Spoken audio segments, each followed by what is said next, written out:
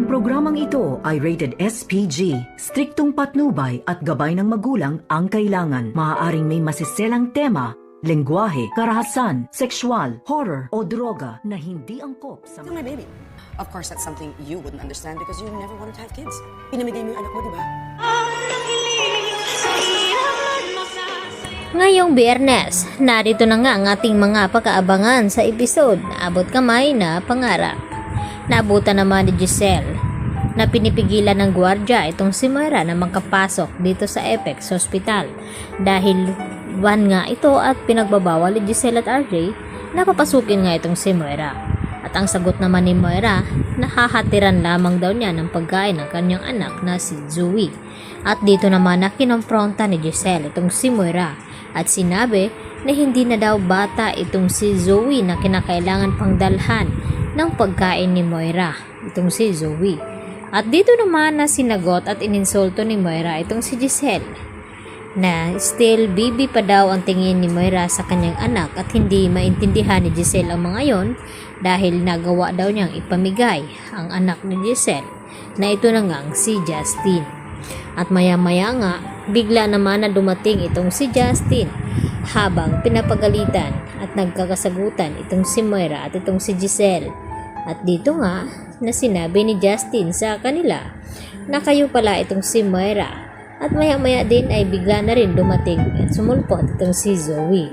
Kaya naman, nagkaharap-harap na nga itong tatlo. At hindi nga maintindihan ni Moira na kung bakit kilala siya ng babaeng ito. At wala silang kalamalam na itong babae na nakilala sa kanila ay ito na nga ang binabanggit ni Moira na anak ni Giselle na nagawa nga daw niyang ipamigay sa US. At wala namang kalamalam itong si Giselle na hindi pa nga nasawi ang kanyang anak dahil tinago pala ito ni Don Pepe at sabihin sa kanya na buhay pa rin ang kanyang anak. At ito na nga nagbabalik itong si Justin at inikot ang buong Apex. At hindi naman maiwasan, nagalit nga itong si Justin sa kanyang ina na si Giselle dahil sa ginawa nito na nagawa nga niyang ipamigay. At dahil hanggang hindi pa magkakamalay itong si Don Pepe, ay hindi magkakaayos ang mag-ina na si Justin at itong si Giselle dahil itong si Don Pepe ang nakakaalam na kung papaano nangyari na pinapaniwala ni itong si Giselle na wala na ang kanyang anak, yun pala ay buhay naman pala.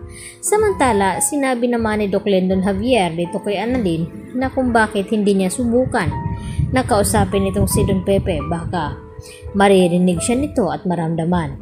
At dito nga na pumasok sa kwarto itong si Annalyn at sinubukan na ng kausapin itong si Don Pepe. At sa kasamang palad ay hindi na naulit yung nangyari doon sa stage na nagawa ngang pisilin ang kamay dito ni Annalyn ni Don Pepe. Kaya umiyak na lamang na lumabas sa kwarto itong si Annalyn at nagtanong itong si Doc Lendon na ano daw ang nangyari. At napaiyak at napayakap na lamang itong si Annalyn dito sa kanyang kaibigan na si Doc Lendon Javier. At ang kasunod nito ay ito namang si Giselle na pumasok dito sa kwarto ni Don Pepe at kinausap na sana raw ay hindi sila mag-aaway ng kanyang kapatid na si Ubeng dahil nasa critical pa nga nalagay itong si Don Pepe at hindi pa nga nagkakamalay. Kaya naman, tila maintindihan na nga ngayon ni Don Pepe na kinakailangan niyang maka-recover at magkamalay. Nang sa ganon ay magkakasundo muli itong si Giselle at itong si RJ na hindi na magkakatampuhan. Samantala, aabangan naman natin kung papaano pakikitunguhan itong si Justin, itong si Moira at itong si Zoe kapag nagkaharap-harap na nga ang tatlo.